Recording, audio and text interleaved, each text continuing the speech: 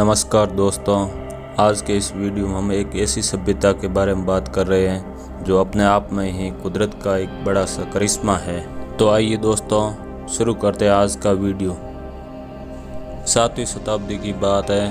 पंजाब के लोगों को खुदाई में पक्की ईंटें मिलना शुरू हुई। उन्होंने इसे भगवान का आशीर्वाद मान कर के स्वीकार किया और अपने मकान निर्माण में प्रयुक्त करने लगे। लेकिन उन लोगों को ये पता नहीं था कि वे लोग जिन ईंटों का इस्तेमाल कर रहे हैं वे उन्हें अतीत के एक ऐसे दौर में ले जाएगी जहां हजारों साल पहले हमारे जैसे ही लोग एक खुशहाल जिंदगी व्यतीत कर रहे थे। बाद में जब 1921 में फिर से उस स्थान की खुदाई की गई तो सामने आया कि ये उस सभ्यता के अवशेष है जो भारत को विश्व की सबसे पुरानी सभ्यताओं में शामिल करने वाला था। अब तक हमने सिर्फ कहानियों में पढ़ा था कि भारत की सभ्यता विश्व की सबसे पुरानी सभ्यताओं में से एक है। इस खोज ने हमें इजिप्ट और मेसोपोटामिया की सभ्यताओं के बराबर ला खड़ा कर दिया। शुरुआत में जो भी सभ्यताएं खोजी गई थी वे सभी सिंधु नदी के किनारे पर खोजी गई। इस कारण से इस सभ्यता को सिंधु घाटी सभ्यता नाम दिया गया। आज से 4,500 साल पहले सिंधु घाटी सभ्यता अपने चरम पर थी। उस समय भी इस सभ्यता में हजारों लोग निवास करते थे। यह भारत की सबसे पुरानी शहरी सभ्यता थी जिसमें बड़ी संख्या में लोग शहरों में निर्माण करके रह रहे थे। उससे पहले लोग छोटे छोटे गांवों में रहते थे। धीरे धीरे वक्त बीतता गया, लोग छोटे छोटे कस्बों और फिर बड़े शहरों का निर्माण करने लगे। ये शहर पूरी योजना के साथ निर्माण किए गए थे।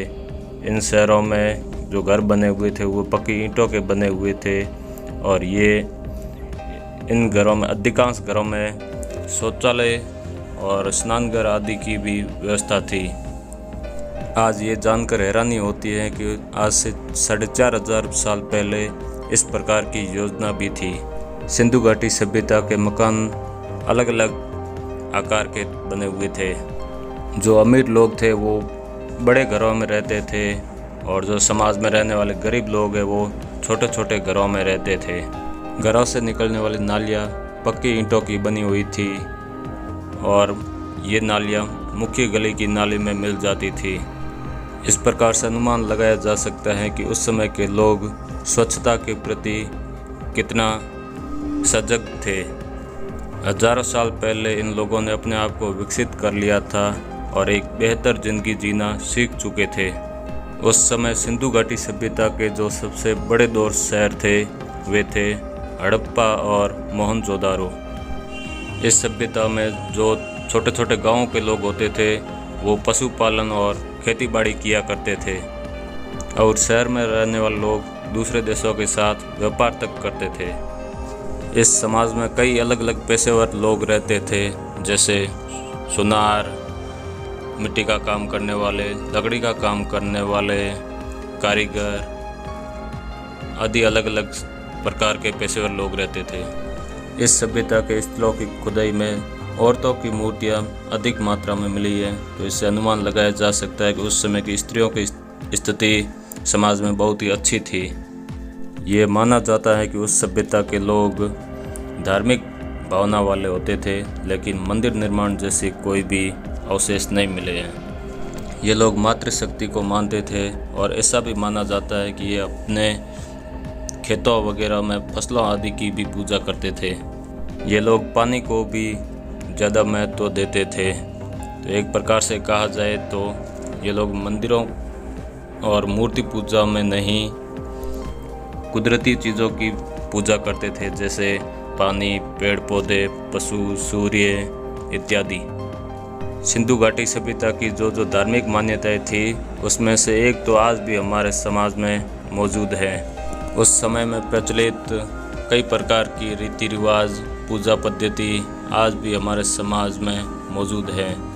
उस सभ्यता के दौर को आज 4,000 वर्ष हो चुके हैं, लेकिन अभी तक उस सभ्यता की एक ऐसी लहर चली आ रही है जो हमारे उसी सभ्यता से आज भी हमें जोड़े रखती है, जिसमें प्राकृतिक रूप से पूजा करना, पेड़ पौधा वनस्पतियों आदि की पूजा करना, ये हम भारतीयों की आज भी विशेषता बनी हुई है, जो प्रकृति को आज भी माता के रूप में पूजते हैं।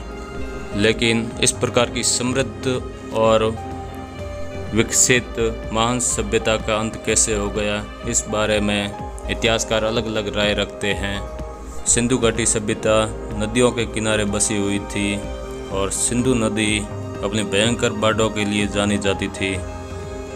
उस समय के सभी गांव और शहर नदियों के किनारे ही बसे हुए थे।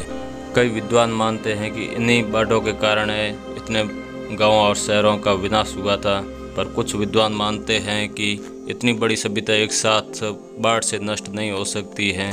उनका मानना है कि उस समय कोई भयंकर महामारी फैली होगी, जिससे एक ही समय में इतनी ज़्यादा मृत्यु हुई है। कुछ विद्वान ये भी मानते हैं कि उसमें भारी जलवायु परिवर्तन हुआ होगा और ज़मीन सूखती गई, पानी है वो सूखता गया। कुछ विद्वान मानते हैं कि यहाँ रहना कठिन हो गया था, इसलिए यहाँ से लोग पलायन कर गए। और कुछ का मानना है कि इन पर कोई आक्रमण हुआ होगा, पर आक्रमण वाली बात कई विद्वान नकार चुके हैं, क्योंकि इसकी सभ्यता की खुदाई में हथियार वगैरह इत्यादि नहीं मिले हैं। यह सभ्यता अपने अंतिम दौर में बहुत ही खुशहाल सभ्यता थी, तो ऐसे में इस सभ्यता का अंत इस प्रकार से कैसे हो गया। कुछ विद्वान मानते हैं कि इस सभ्यता का अंत ऐसी घटना से हो गया जो इतिहास में ही अनोखा था। ऐसा लगता है कि ये सभ्यता कोई एक ही कारण से समाप्त नहीं हुई होगी। पहले कोई बाढ़ आई होगी, फिर उस बाढ़ के कारण कई लोगों की मृत्यु हो जाने से लाशें सड़ी होगी और उससे कोई भयंकर महामारी फैली होगी। ये भी उनमें से एक कारण है। इस कारण से लोगों को यहाँ से पलायन करना पड़ा होगा। भूखमरी और पलायन के कारण इस महान सभ्यता का अंत हो गया होगा। रहन सहन, रीति रिवाज, संस्कृति, प्राकृतिक रूप से संपन्न, प्रकृति का मान रखने वाले और एक प्रकार की आधुनिक जीवन शैली का निर्वहन करने वाले लोगों की सभ्यता रही थी। तो प्राकृतिक रूप से आपदाएं आने पर किसी भी सभ्यता का अंत हो सकता है। ये हमने आज के वीडियो में मोहनजोदारो, हड़प्पा यानी सिंधु घाटी सभ्यता के बारे में देखा है। तो दोस्तों, कैसा लगा आपको आज का वीडियो, कमेंट करके ज़रूर बताना। चैनल को सब्सक्राइब नहीं किया है तो सब्सक्राइब ज़रूर करें। धन्यवाद।